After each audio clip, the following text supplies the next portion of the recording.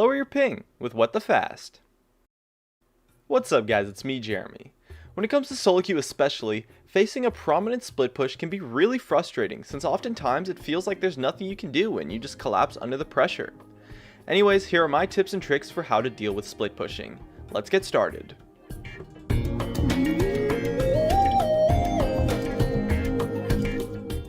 The first thing to understand is the reason why split pushing is such a successful tactic. Split pushing works because it takes advantage of indecisive opponents by being able to get something out of stalling a team, something which isn't very hard to do versus the uncoordinated opponents of solo queue.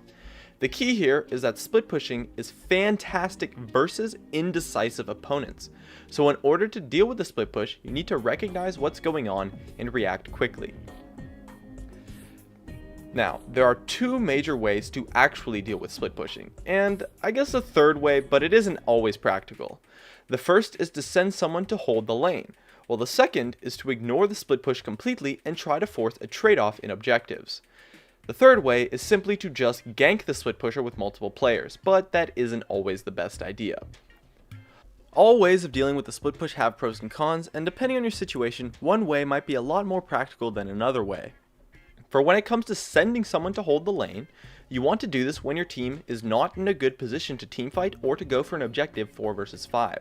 Potential reasons for this may be that your other lanes are not pushed out, your team has a hard time sieging, or you have poor initiation ability. Whatever the case, sending someone to hold the lane would be the way to go. You want to send a player back who will not completely ruin your 4v4, that can also still hold the towers from being taken down. Usually this will be your top laner or your jungler. When the person you send goes to hold the lane, it's very important that they do not die 1 versus 1 to the opponent, or the split pusher gets what is essentially a free pass. And so you shouldn't try to fight the split pusher 1 versus 1 at all, even if you think you're stronger. Just hold the lane. If you get tower dove and still die 1 versus 1, that means the person you sent back to handle the split push either made a mistake or they more likely weren't strong enough, and so you should have sent someone else and you sent the wrong person. It's usually good to send the top laner since they will either be tanky or have strong wave clear, and so they can usually handle it, as well as not being too detrimental to your team fight 4 versus 4. You really want to be able to handle the split push without having to send back 2 players so you don't lose out somewhere else on the map, and so you really need to pick which player you send back carefully. As your player holds the lane, the rest of your team can rotate in 4 versus 4 the opponent, or if they're not going for any objectives, you can rotate to end the split push.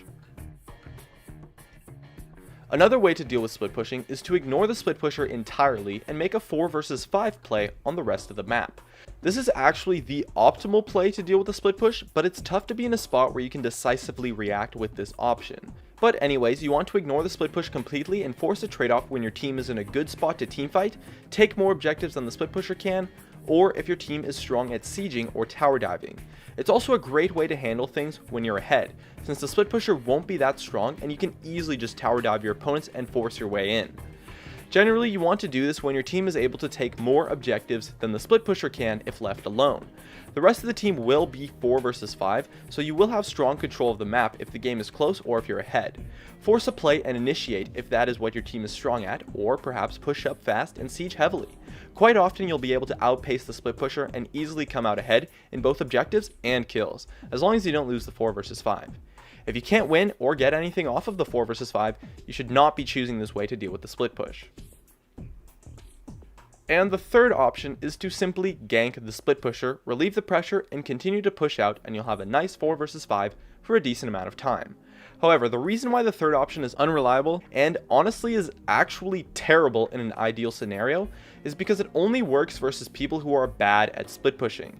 In an ideal scenario for the split pusher, they get ganked and the 4 players on their team go get a huge objective like Baron or another tower.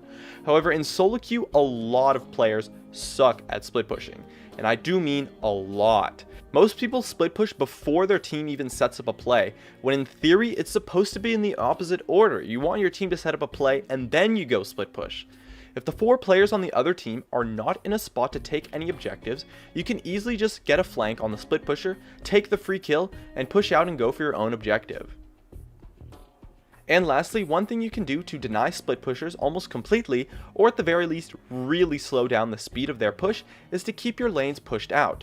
Pushing out your lanes is really important and is often underestimated, and pushing the lanes out is a great way to deny split push opportunities, since it will take the opponent a long time to set up a split push, since they'll have to push the wave back and likely clear about 2 to 3 waves, giving you a full minute or so to react properly and easily handle the situation.